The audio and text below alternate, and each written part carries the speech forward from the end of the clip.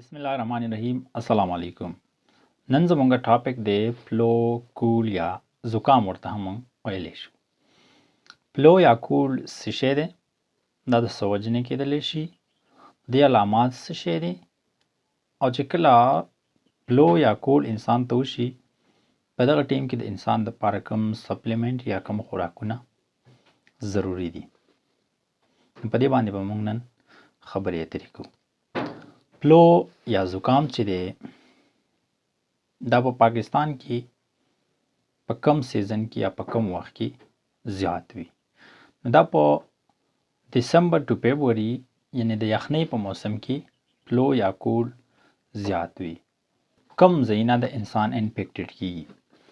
نو لنګز انفیکټډ کیږي یعنی پیپړي، او تھروټ یا مرۍ انفیکټډ کیږي، او د دې نه علاوه سپیګمې چې کوم دی دا انفیکټډ کیږي، دا متاثره کیږي. د زکام یا فلو د کم وایرس د وجې نه کیږي؟ نو دا د انفلوئنزا وایرس د وجې نه کیږي. اوس د دې علامات څه شی دي؟ نو د انسان وجود چې کوم دی یا مسلز دا به خوږیږي، دا به درد کوي، ټوخی به وي، سینه به خرابه وي، او د دې نه علاوه چې دی رنی اور سټپی نوز وي، یعنی سپیګمې به یا بهیږي او یا به بندې وي. د دې نه علاوه مسلز چې کوم دی دا به درد کوي، د انسان وجود به درد کوي. د دې نه علاوه په سر باندې درد وي، بعضې اوقات کې ستړیا، او په بعضې اوقات کې به د انسان ډایریا یا ومیټینګ هم وي، یعنی الټۍ به وي، او د دې نه علاوه به خېټه هم خرابي. د لویو په نسبت باندې په ماشومانو کې د خېټې خرابتیا یا الټۍ دا زیات وي. کله چې انسان ته فلو وشي یا ورته زکام وشي، نو په هغه ټیم کې کم خوراکونه ډېر زیات ضروري دي. نو فروټس اور ویجیټیبل ډېر زیات ضروري دي، یعنی سبزیان او میوې چې کوم دی هغه خوړل ډېر زیات ضروري دي.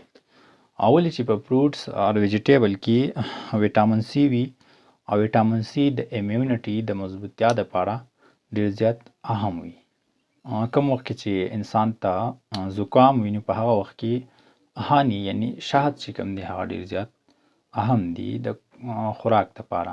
شهد کې انټي اکسیډنټ وي، نو د دې وجې نه دا د بیکټیریا یا د وایرس خلاف ډېر ښکلی کار کوي، امیونټي مضبوط دی.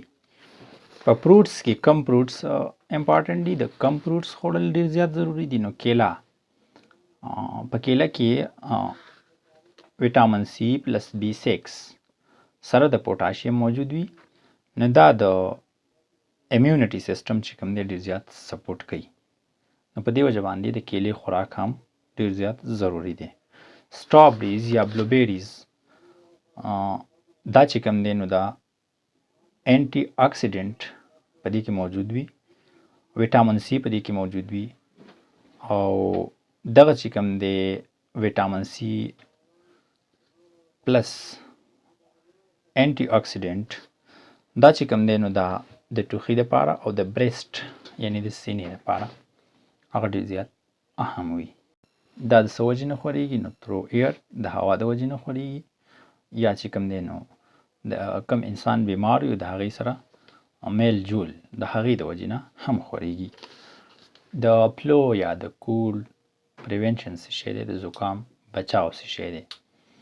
نو د دې دپاره فلو ویکسین چې کوم دی هغه راځي، هغه ویکسین کول ضروري دي. انفلوئنزا ویکسین ورته موږ وایو، د مختلف قسمونو ویکسین راځي. هغه ویکسین د 6 میاشتو نه چې د چا عمر سیوا وي، نو هغه ته په کال کې یو ځل ډېر زیات ضروري وي چې هغه ویکسین ولګوي. او د دې نه علاوه د لاسونو پاکوالی پکار ده چې کله فلو وشي زر علاج وشي، ډېر زیات انټي بایوټیک استعمال نشي. او په سټارټینګ کې پکار دا وي چې انسان انټي الرجیک استعمال کړي او زیات انټي بایوټیک نه ځان وساتي. د امیونټي د سټرانګ ساتل ډېر زیات ضروري وي. د هغې دپاره د فروټس پلس ویجیټیبل د سبزیانو او د میوو خوراک ضروري دی.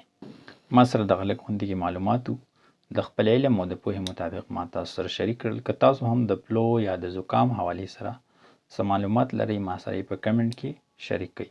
تر بل ویډیو پورې ما نور الله شاهین ته راکړئ اجازت. د لوی الله په امان.